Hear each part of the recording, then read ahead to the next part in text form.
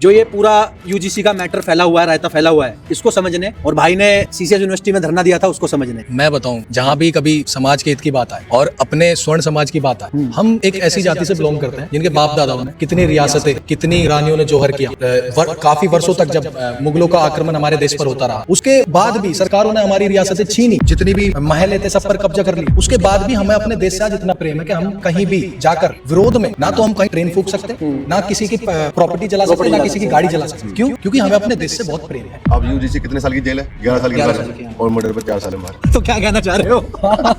तो 11 साल से जाने से अच्छा तो 4 साल ही चले जाएंगे। क्या कहना चाह रहे हो भाई? मतलब 11 में नहीं जाना, 4 में चले जाएंगे। आनंद भाई, ये सवाल है कि जो ये बिल आया ना, तो इसके ऊपर हमें कोई डिस्कशन दिखाई दिया पार्लियामेंट में। हमारे ठीक ठाक सवर्ण जाति के ठीक ठाक नेता है पार्लियामेंट में, ठीक ठाक है, कम नहीं है, बहुत बड़ी संख्या है।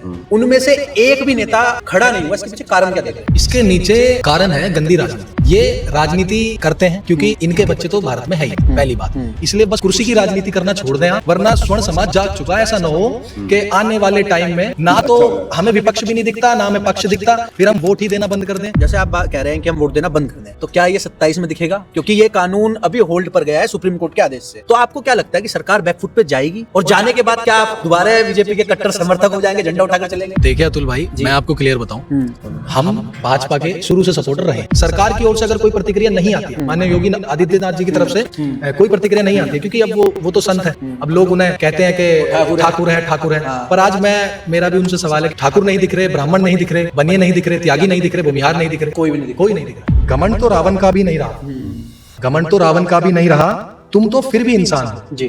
घमंड रावण का भी नहीं रहा, तुम तो फिर भी इंसान हो। देश की लोगों की सुरक्षा करने में तुम नाकाम हो। देश के लोगों की सुरक्षा करने में तुम नाकाम हो। कुर्सी मिल गई तो खुद को भगवान समझ बैठे हो।